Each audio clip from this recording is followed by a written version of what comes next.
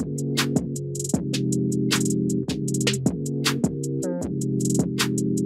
is up, everyone, and welcome to another week of Spike Down. We're already at week number 5 with your favorite yappers, Vansili and Roy. Roy, I think just last weekend we were able to finally see each other after a very long time because we were hanging out at the Shopify Rebellion offices to see the Game Changers victory of Shopify Rebellion themselves. How you been, man? I think I haven't seen you in like, what, 12 hours? But yeah, it was so long, 12 hours, wasn't it? No, it was. We had the esports dads got to spend some time together and drink mocktails. Shout out to Sean Garris for that one. I can't wait to tell the lore on Twitter. I cannot wait to expose it. But for now, yeah, it's a pretty great weekend. We got to watch GC finals, and now we're back onto challengers. It's Valorant, baby. I love that. Exactly, and even just before the Game Changers finals, actually, we also had the week number 3, of course, of challengers. And you know what? I don't think there's anything that's super cool or like big to really talk about because there's like the teams that were supposed to win kind of like won. But at least there's some like ODs that we can actually talk about. There was at least like a big M80 win. When we talk about teams that are supposed to win, M80 is supposed to be one of those teams, and they haven't had the hottest of starts. But at least this time around, it looked very convincing against Core. On top of that, Nismo was looking like he was firing all cylinders back to the old Nismo self. And I think overall now this team looks pretty awesome. But I think I want to go more specifically into even not only them looking good in terms of synergy and being able to shoot, but it's also coming out with interesting compositions because if you're looking at the the Ascent composition, we pulled out a Yoru for Qualadoob. I think this is the first time they pulled out a Yoru in like his VCT career. And then we also had Nismo on a Deadlock, and it was like what, a one-sided affair of I think of like a 13-4 scoreline. So I want to know your thoughts about this composition. Okay. Wow, there's so much. I'll start with the comp, and then we're going to go more general to M80 stuff, okay? So the composition itself is actually pretty sick. It's sort of a variation of the Turtle Troop meta, right? Where they kind of brought in the Deadlock Cypher combo. So it's just that, but instead they swapped out the Jet for the Yoru for the extra flashes, because that is the one thing the Jet comp lacks, right? It's like they dropped KO for Deadlock, but they never really got flashes from anywhere else. So they actually picked up the Yoru as a sort of replacement for that. And yeah, like, I mean, like, the comp functions essentially the same way as a Jet comp does, right? You have a lot of op plays with Yoru, you have a lot of aggression plays with Yoru, and I mean you can just tell like by how aggressive M80 was just looking at the stat sheet. If 4-1 on the openers for Koala, 3-0 on the openers for Nismo, 3-1 on openers for Xander, like they were so aggressive on the openers and they were not relenting on the gas pedal. So I mean, shout out to them. But more generally though, Vans, you remember how like in the beginning of the season we were talking about Koala and Nismo not really firing on all cylinders, and it was sort of like the one thing we kind of expected from M80. Now it seems like they might low-key. Are they back? They might be back, dude. I'm hoping so. And on top of that, they're not only they're shooting, but they're shooting with some great synergy too. And even to take it back to a point where you're talking about their composition, how aggressive they were rather. This is also all on their defensive side as well, which is fairly interesting too. So I think that advantage of having that Deadlock in your comp as well for Nismo allows for you to block that lane and have like this 4-man hit or the aggression out of a certain spot. Whereas if the pressure then comes into like, oh, let's try to figure out the weak side, or let's try to fight out against Nismo, then at least the Yoru allows for you to TP back and also have like the extra player in the team to be able to help anchor out the sites or be able to help out the player to retakes, as you said. I think you brought out an interesting shout to say that we brought our Yoru instead of KO, because I actually didn't even think about that. That the lack of flashes, if you're gonna pull away from the KO and bring out a Deadlock, and then you need something to compensate for that too on retakes, because if not, it's so difficult to retake on this B and A site when players are anchored within on a pulse plant on the attack. So that's actually pretty good. I am also my stocks are slowly coming back here for M80, and I'm hoping to see that this trend continues in a right way, in the right direction. But I think it's good. You know what? I'm already gonna flip my hopes. I think they're gonna look pretty awesome right now. You guys sold in 1 week? I mean, it looks so clean. No, that's crazy. It was so. It did. It's still against Core. You know, it's not because it's Core and T-Dog and everybody that in that roster has actually an amazing roster as well for Core. That's like a a mid-pack type of like I could have upsets here and there on certain weeks. And if M80 is able to come out very strong, and you have to think about how T-Dog and the coaching staff over at Core does a lot of prep work against their opponents, especially at this level when you're able to prep once a week. They definitely come in with a certain game plan. And if you unfortunately you're still falling by so far behind in the results against M80, then it shows that M80 was really good in sticking to their own game plan and didn't have to readjust too much. And in that sense, it shows that type of domination that we expect out of M80, right? It's not like oh crap, they're gonna have to pull timeouts and try to come back or like try to figure things out. Like everything worked out in their game plan for themselves. Yeah, I mean, I would like to add as well that like, how do you even prepare for a comp you've never even seen before? Yeah. Right. Like, but they can only do so much prep. Like they can be like, oh, this is Koala's, habits. But like, as soon as you load in, you're like, Yoru deadlock. That's that was not in the homework. Like, what do we do against this? Right. And obviously it kind of worked because they got the defense surprise factor. And it's just like, it's kind of crazy from there, to be honest. On Icebox, that one's a little bit more tame. So they probably had a little bit more homeworks, hence their better results on that side. But I mean, I'm kind of on your boat. Like I definitely see the uptrend here for M80, but also Core has not really been playing too well in the stage 2, to be honest, right? Like they took a pretty harsh loss against Dobros, and it honestly does not feel like they've recovered into the M80 match, which is kind of tough. But for sure. If anything, though, that was the point I was going to bring too. If maybe you weren't as prepped on a map like Ascent, well, at least Icebox has those reps for M80, and what they're going to pull out, right? They're going to pull out that Omen on that map on Icebox as well. But overall, I mean, yes, it was sort of close, but with still a 13-8 scoreline where it didn't really look like M80 were really struggling in that fight or in that series, then you do have a little bit of hope here for this team. But you are right, it has been fairly slow for Core, but overall I still think that they flipped the switch here for M80, and we're finally going to see them back on top. I'm gonna stick to my I'm gonna stick to my point for that one as well, and see that M80 is going to be a favorite once again here from now on, especially with the agent changes that we're going to talk about in a bit. If anything, I think there's two other small things we could note. The first one, I'm just going to skim through it at least. It's Fluffy Aimers defeating TSM. Honestly, if you're looking at this on paper, there's a lot of people that might think that this may come to a surprise, but I think it's just because you're how can I say it? It's just maybe because it's a assigned team, so you're always like a big name or more of a hope, or you're going to lean towards that side.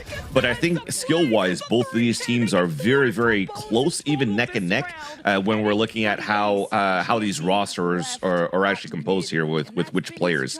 And even Fame beat TSM on a 13-1 scoreline on that's tough, where nothing worked for them, dude. I think I saw like so many instances of like a X versus 1 that was at the advantage of TSM that they lost in a clutch against like Mame and Jonah on that map, and it's hard to bounce back from that one. At least they still brought it to a third map, but it's very hard to bounce back from a 13-1 loss. Yeah, I mean, let's do some quick maths, right? So it was a 14-round game. Fluffy Aim had a 1v2 1v2s, a 1v1, and a 1v3. That's four clutches out of 13 rounds. It's like almost quarter of the rounds were just clutches for Fluffy Aimers. So maybe the game was a little bit pretty much.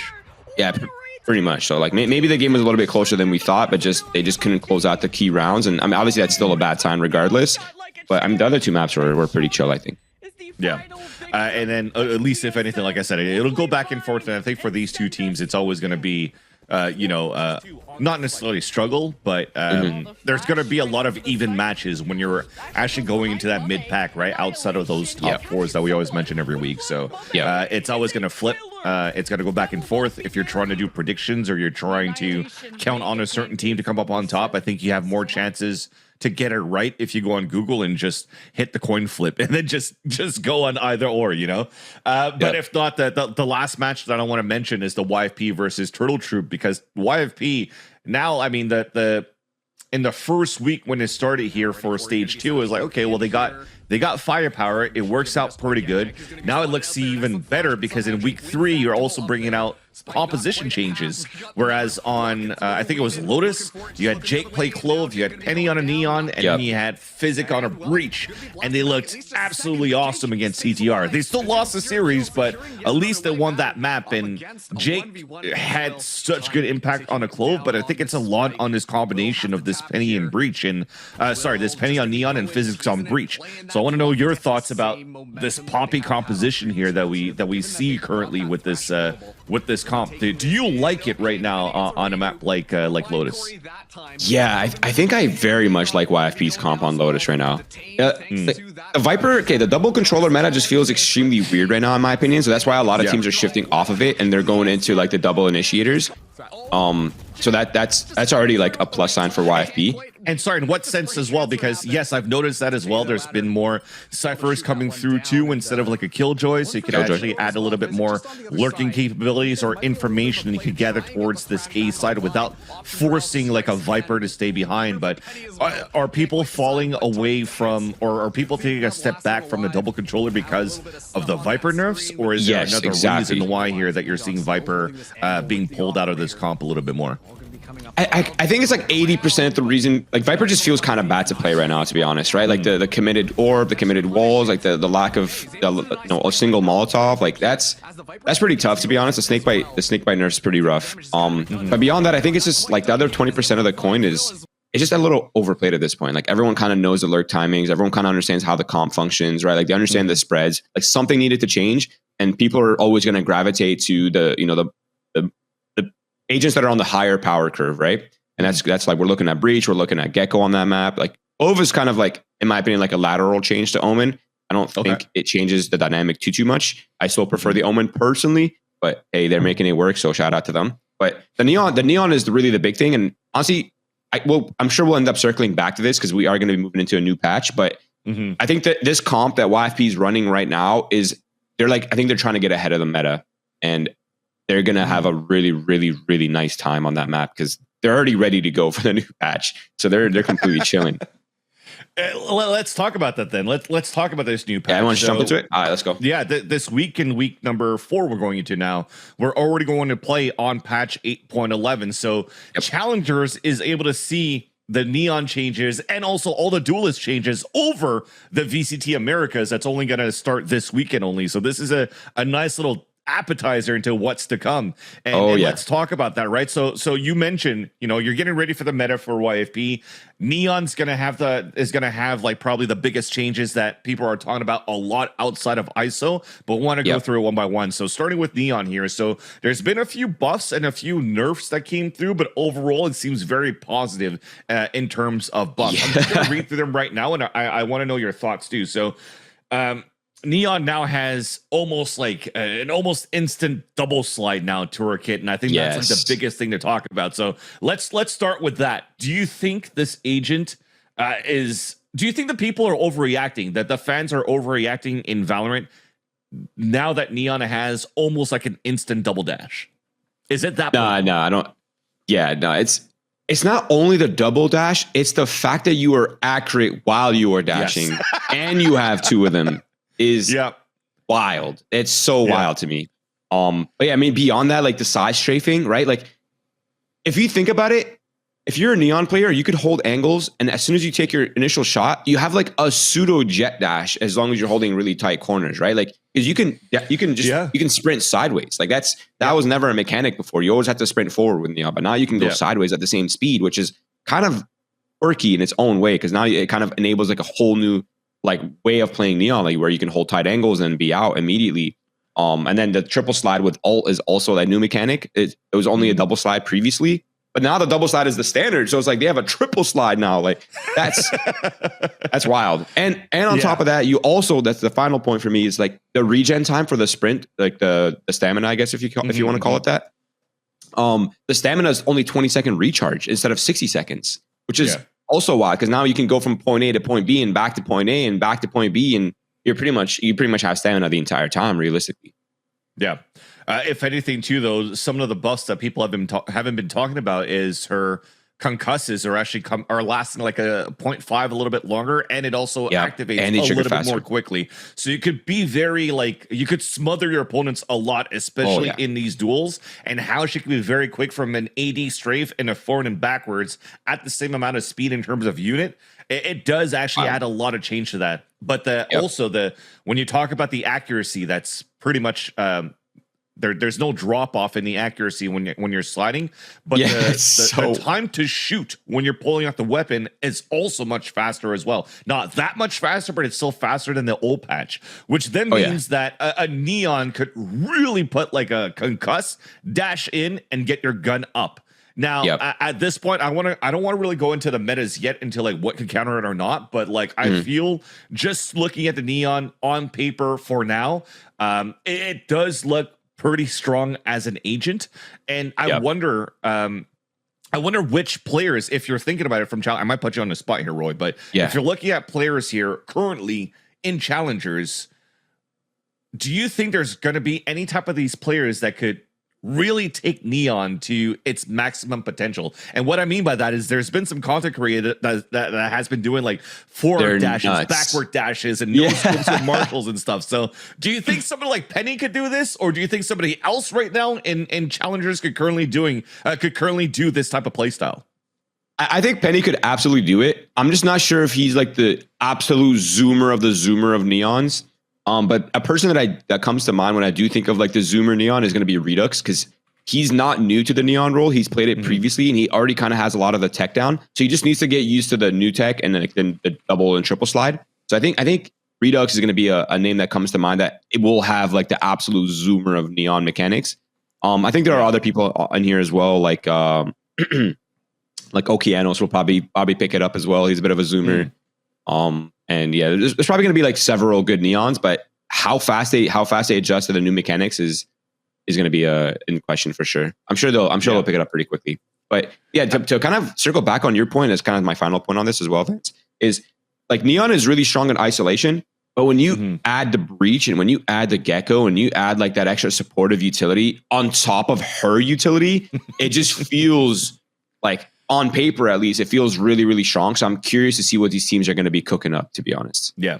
And I can't wait to start seeing that over at EMEA as well for VCTs when Miniboo is going to start using that with that breach. Oh, my God. Right? Because we've already seen a bit of that coming through when they're playing on Sunset. And I believe that even they're at the forefront. Maybe they knew something that we didn't, that it's going to get some sort of a buff. But we'll get there when we get there. We're going to cross that bridge when we're going to cross that bridge. And I want to talk about more agents that are kind of like OP. And I've realized I didn't even put this in my notes. But I think the one that's the elephant in the room is the changes that ISO has gone most recently.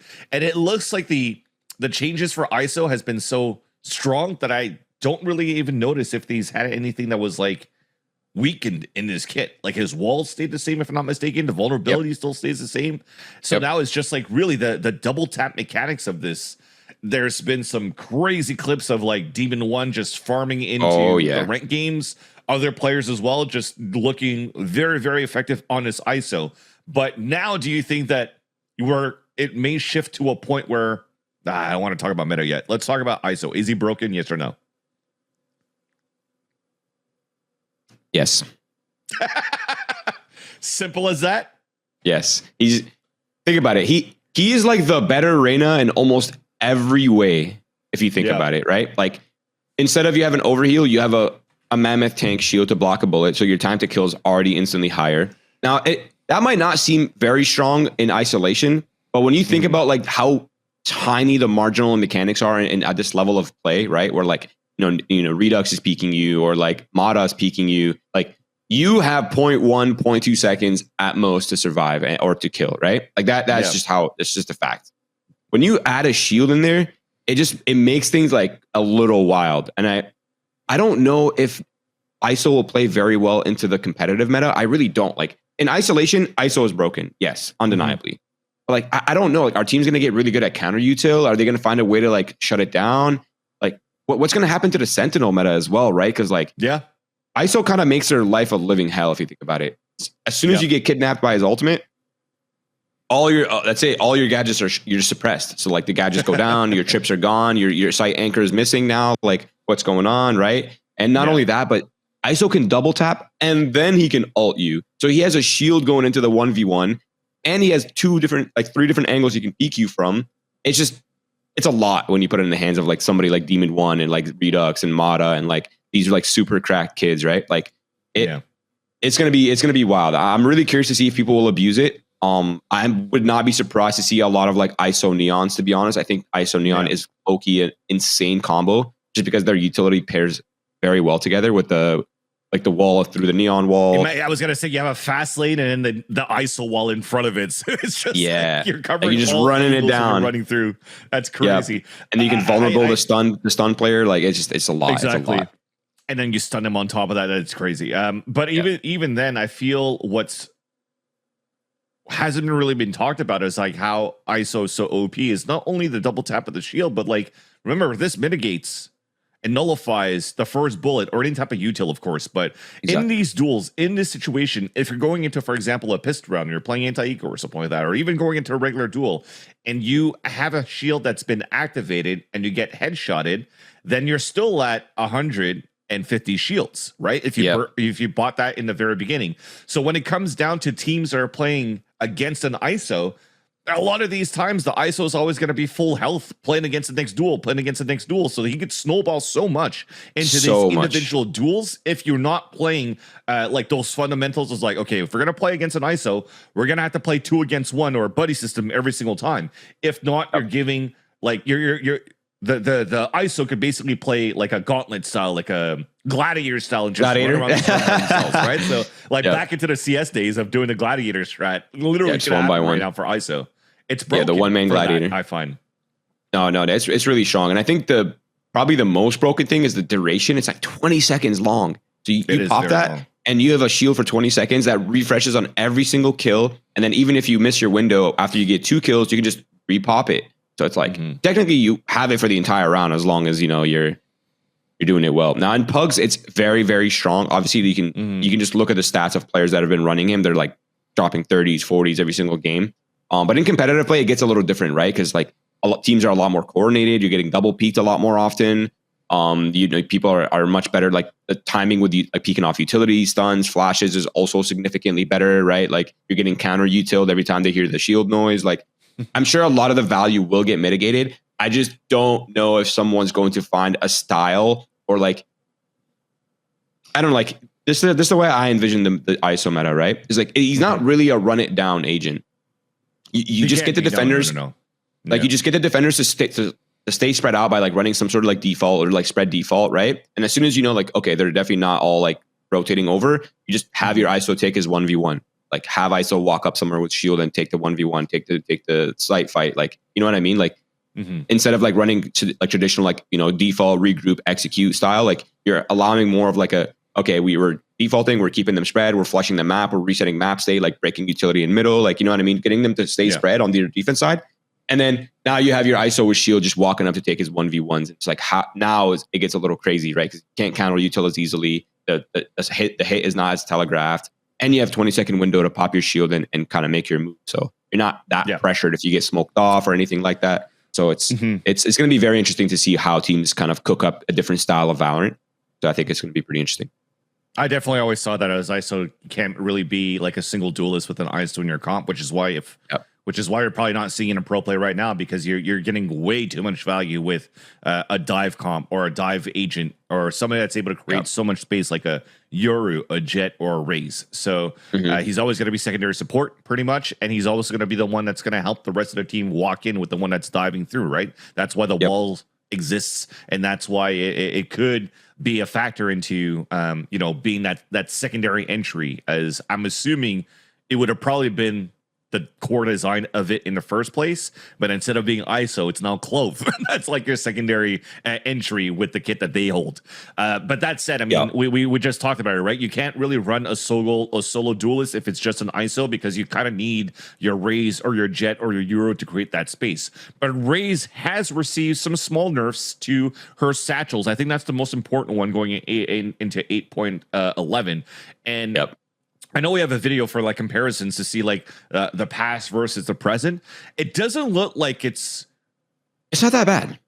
I was gonna say it's not that bad. You maybe lose a little bit of like a little bit of plane of what you could get in terms of the distance that you can carry with the satchels, and it's slightly smaller. So technically, like if you're trying to double satchel showstopper into a site, there's more chances for you to get blown up in the air or get shut off in the air before you could actually get your rocket out. So I think that's actually a very nice nerf to take away from like the oppression that Raze could really have on the way that she flies around the map and or judges you right in the face or throws a showstopper before you have a chance to even react. So I think for me, that's a very good change, but I still don't think that it's a change that's going to nerf her to the ground where some teams will stop running her because she could still create some pretty decent space. I want to know your thoughts as well. Do you think Raze will still be picked in 8.11 coming into this week? Fans, I'm going to be honest. I don't think, okay, so I definitely agree with you. I don't think the Raze changes are that bad. Yeah. And I don't think that being said, I don't think Raze being not that bad is going to be the reason why we're going to move away from Raze. It's more so the power creep of ISO and Neon that's going to come up right now. Like, think about it, right? Like, okay, the enemy team has a Raze ult. We have an ISO. What kind of value are you going to get with the Raze ult against an ISO shield? True. You know, like you're gonna rip the showstopper and get signature ability countered like that. Yeah, I don't know. It seems like Raze is kind of in a tough spot right now. But again, I definitely agree with you. Like, I think the velocity change was on point by Riot. To be honest, like they hit it not too crazy. It's still extremely viable. They also nerfed the satchel boop. So if you shoot the if you shoot the satchel, it's not gonna like boop you in the air anymore and do damage to you. So that's also a good counter because that was. Man, like people underestimated how strong that mechanic was, to be honest. Like if you watch really good Raze like Mata and exactly. If you watch players like Mata and you watch players like, you know, Zekin, people that are like really cerebral with their utility usage, like so many of their kills are just coming in from like really good satchel plays and really good like boots. But yeah, so like that being said, I think Raze is still totally chill. I would not be surprised for us to see her on still on several maps, including Bind and stuff like that. But I think on maps like Sunset, on like some of these other maps where Raze is played, I don't think we're going to see Raze as much as we're going to see Neon and ISO, to be honest. So, okay, that'll be very interesting because I want to get to that part too where we're going to start talking about the meta. I just want to brush over really quick here Reyna and Clove because they also receive some changes, but at the same time, I think what's going to be most prominent, even with the changes that happened to Reyna, I still think you're going to probably see, like you said here, Roy, probably more Neon or more ISO as like that if you're trying to go for something different than a Razor or Jet and you want to have some sort of map control with a duelist that's not going to be as divey. I would probably take ISO over Reyna any day anyways. But what Reyna received here is that she has no restrictions whenever she's going to be under Devour or Empress mode, right? So let's say you're going to get an overheal, then there's not going to be a cooldown. If you're going to be on an Empress, there's not going to be a cooldown, so you can keep it for the whole map, which is great.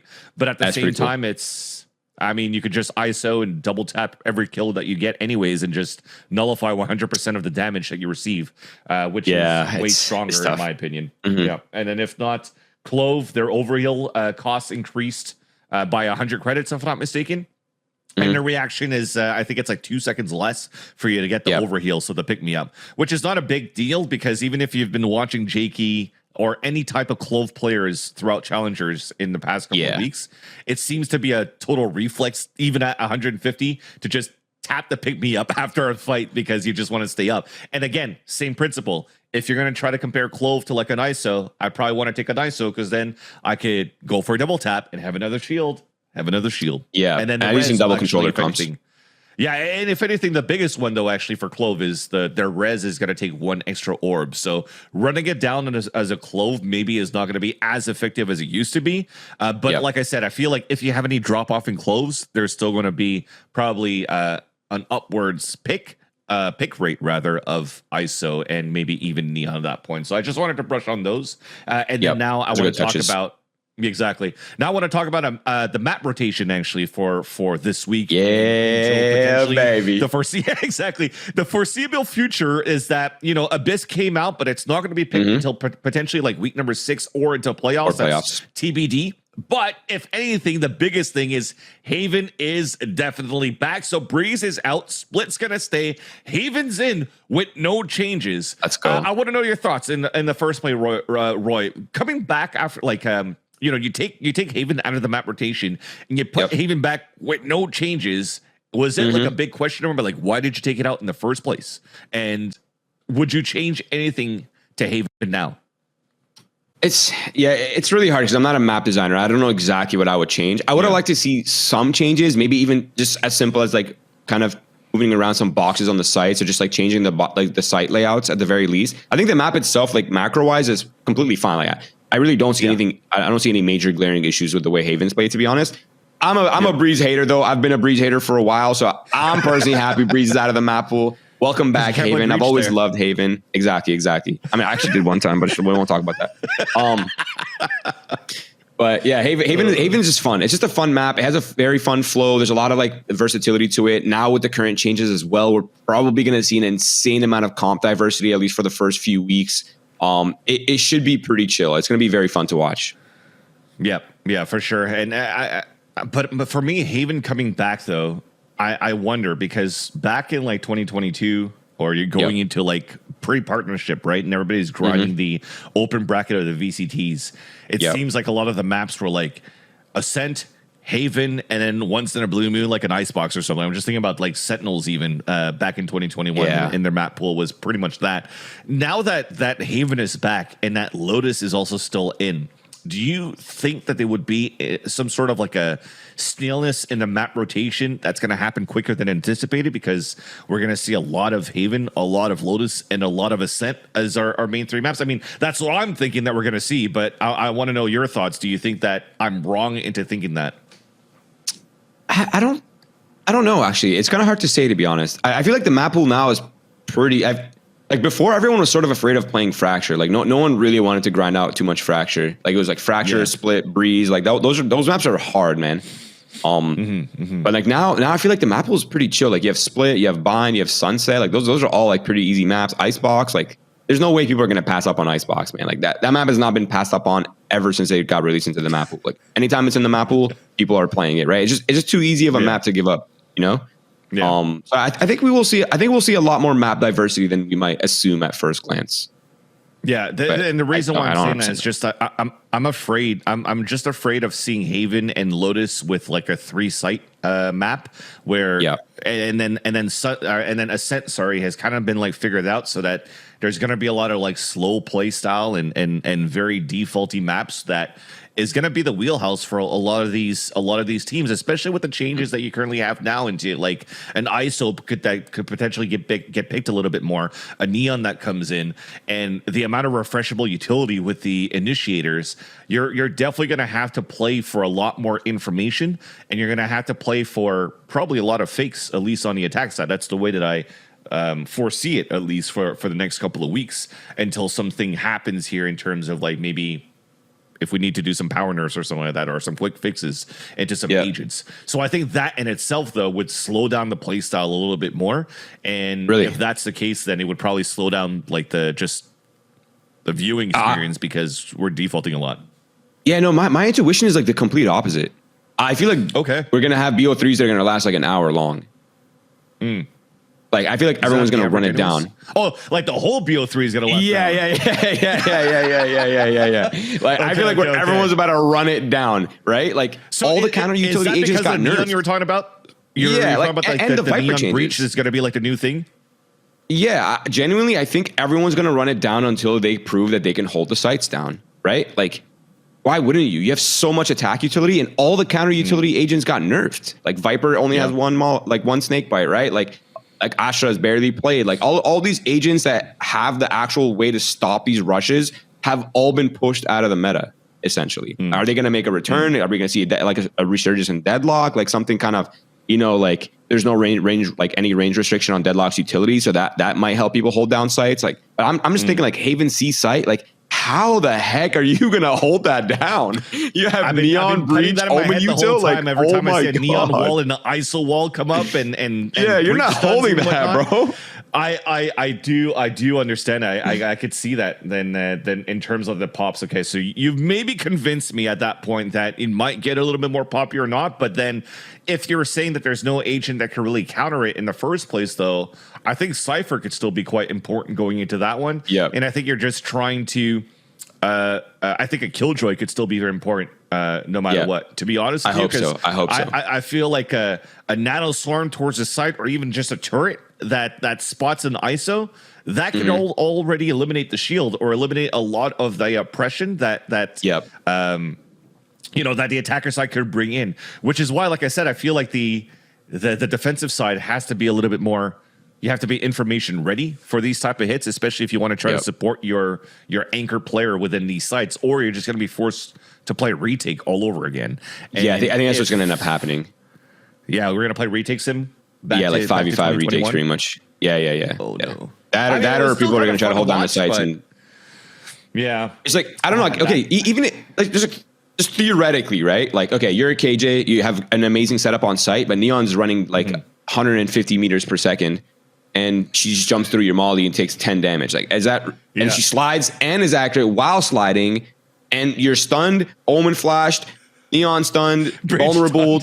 Sova dart is landing. Like, dude, no, I'm already getting PTSD. I'm getting nightmares, man. I cannot. I feel bad for all the Sentinel players, and I feel bad for all the seaside anchors, because that's about to be. Yeah. Whew, it's a lot. It's a lot, man. That's why I also think the KJ is going to be very important as well, right? Once it gets to that point of that, if you do have to play retake sim, then that lockdown whenever you have those, it's much better than the Cypher util. It might help, but it definitely gets to a point where you're as a spectator, if you enjoy like lineups and nerdy and team synergy for retakes, it's super fun. I think it's also a meta that's going to favor the lineup nerds and the synergy in terms of like the flood retake style that Kaplan also is still a lot in Ghost Gaming and also Sentinels. So I think that'll be kind of nice to see during the VCTs. But if not within Challengers in itself, there is definitely, I mean, if we're going to have to play rotate similar at that point, there's hopefully going to have to be some cleaner Valorant for us to see here in Challengers for those retake capabilities, because if not, those teams unfortunately are going to be falling behind. Ben, can I give you my hot take? Yeah, go ahead. Can I give you a very hot take? Hopefully my fire alarm does not go off on this. You ready? I'm ready. I think we're either going to see a resurgence of Deadlock. Like, well, I mean, I say resurgence, but a surge of Deadlock. Or, hear me out, this is the hot take now. Just like, on more maps than just one. Okay. Yeah, exactly. But this is now we're entering the hot take. We might see a massive resurgence for Sage. And it's a name we have not even mentioned. We haven't even said the word Sage in years, it feels like. That is true. And it's about time. That is true. Because like the slows are going to like, do you have two of them? It's probably the only like real stall you have against a potential rush meta. Like, I would not be surprised if people are like, we need a Sage on this roster, like on defense teams. Like, how else are you going to stop this? Just run it down, full util bombing sites. Like, I don't know. I think we might see a lot of Deadlock and Sage in this meta. To put you on a spot, then, now that we're going through this conversation and we're just doing a lot of this on the fly, is just what do you think would be your must-haves in terms of like a core to build in this new meta? I think you need a controller between Omen, Clove, Brim, depending on the map, obviously. Yeah. I think Astra Loki might also make a resurgence because the global utility is pretty cool. So we have our staple controller, but I think we're definitely going into either a double duelist meta or a double initiator meta. I don't think we're ever going to see double controllers again, to be honest. Yeah. They just don't have the right utility to stop what's about to happen. Like, controllers don't have what they need to stop it. Yeah. Except the Brim Molly. The Brim Molly is kind of respectable. I almost think that I would probably start dropping the Gecko and pulling out like a Sova KO again into that point. Just to, when you're trying to do a lot of when you're trying to stop a lot of these stalls, I think you brought up a great point that I didn't even think about the Sage. I think if you're able to slow orb, get information with the Sova, shark dart the ISO as well. Like if you're able to break util and you're able to break the oppression of ISO before he actually like stall one side, get info on the other is what you're saying, right? Exactly. Yeah. Exactly. No, that's valid. That's super valid. To have. So double initiator with the Sage, your controller is going to be whatever you want. But then that also brings me to a composition where I'm only thinking of a solo duelist. And if it's a solo duelist, then I probably have to stick to a Neon. Oh shoot! Now that I think about it, I mean, a Neon could maybe do it because I'm also along Neon could definitely solo view of like Neon and Breach, but I think a solo Neon might work this in this patch. So we'll have to see. I'm looking. It's gonna be interesting. I'm excited, dude. It's kind of a wild patch, to be honest. anything could happen. Had what, like a week and a half to prep for this? Yeah, or 2 weeks. So yep. And the tier 1 teams aren't even playing on the new patch yet. So I'm sorry. Scrim. The tier like VCT teams, they're not playing on the new patch yet. So they're probably not fully practicing it yet either. So I'm sure the scrim quality has been kind of a challenge in itself. So it's gonna be interesting, no doubt.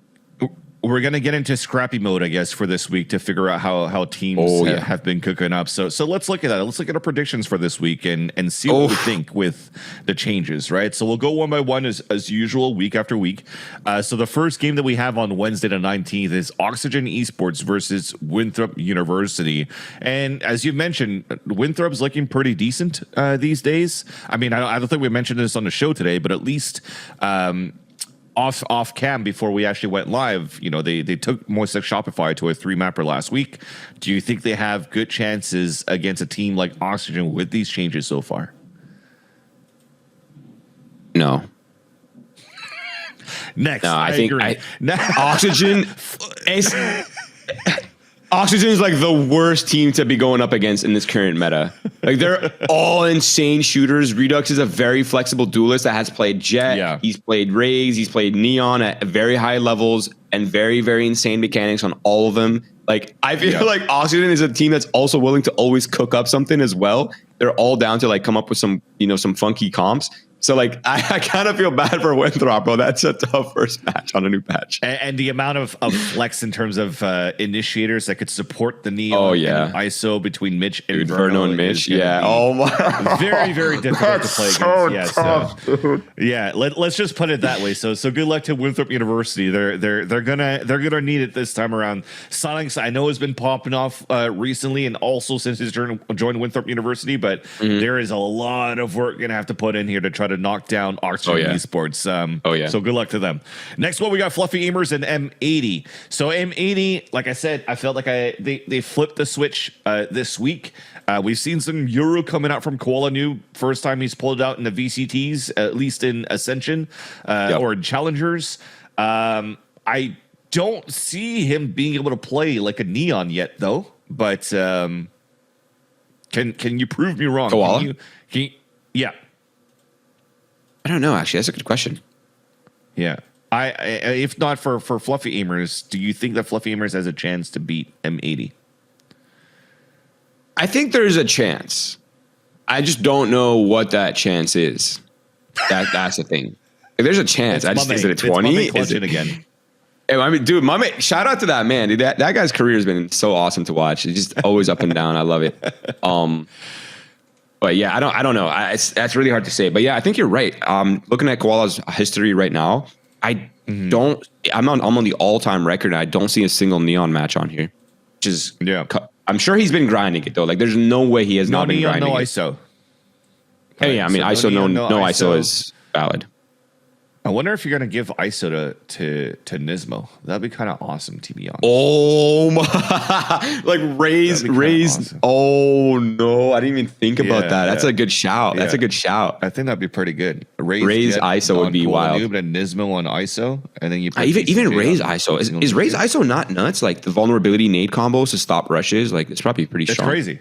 Yeah, there's going to be a lot of actually now that you can bring that up, think about that as well, chat. There's a lot of stuff that ISO could do in terms of composition or combos, wombo combos that could be very, very good against teams as well, and adds value not only to what he could do on the attack, but what also he could do on the defense when you're trying to set up trap plays. I think that in itself is, I think the kit with the shield gave him such a big buff that he's like a complete agent that's going to be good on defense and offense right now for trap plays and solo plays. So keep an eye on that. But yeah, definitely, I'll go with sticking with M80 because, like I said, I all my stocks are back with M80 with the convincing win they got last week. Valid. MXS at Esports. I think this is going to be MXS for me. Although at Esports, I don't know if Alvin Boy is back for this week or if it's still going to be who did they bring in? Somebody from Northwood. Ferbsa. Yeah, Ferbsa. That boy Ferbsa is cold, man. That boy is cold. He is. that whole roster is actually, even that old roster, I'm gonna keep hyping them up rather. I love all the players that came through from Northwood University in like 2022 and seeing that they're doing very, very well so far here in 2024. So I think matter of time still, but that was a great intro. But let's just put our picks in, man. We both know it's Moist. Let's go next. Yeah, Moist. Core TSM. Okay, I can get behind that. The only thing that I need to do a quick research. Hold on, give me 2 seconds. I feel like my memory says Sim has played Neon before, and yeah, no, he has. He's played Neon before, so I think that might be low key a blessing for them as well. And they're going up against Core. I believe Zeldris has also played Neon before. Not that much, actually. Ooh. Yeah, I wonder how much time they've been putting in on that. I really feel like we're going into a Neon meta pretty heavily. Like on Split, Haven, Lotus, like those 3 maps in my mind are like you're kind of trolling if you're not running Neon. Before we go further, then, and we're gonna stop at least in terms of like, hey, do we know if this player could play Neon or not? How badly do you think the agent comp is going to be this week now, or in the further weeks for challengers? Do you think that some teams will still be like, oh, we're just going to stick to our comfort Jet and raise, or everybody's just revamping to play an ISO and a Neon? I think some teams will probably just go comfort because they're not like completely confident in their Neon, but I think those teams are not going to win BCL. Like you're gonna have to lean into the. It's like not playing Chamber when he was first released. Like it seems that did not run Chamber. We're just losing. That's just a fact. So it's a sink or swim kind of right now, or sink or swim moment for 8-11. So if you're not adapting to trying to get a Neon or an ISO out, you're going to be falling behind very, very quickly. And I'm going to keep an eye on that for this week. Okay, I'll keep an eye on that. I'm always down to be proven wrong. So if some teams are cooking something you know, show me something. I want to see the truth. I'm watching challengers this week, and I don't see an ISO or a Neon. Then I'm already thinking this team's going to lose. And then just flip the desk. Just flip the desk. And go next. Then I'm okay with being proven wrong. We'll go with the last 2 series here for this week, Roy, before we close this up because we always yap so much.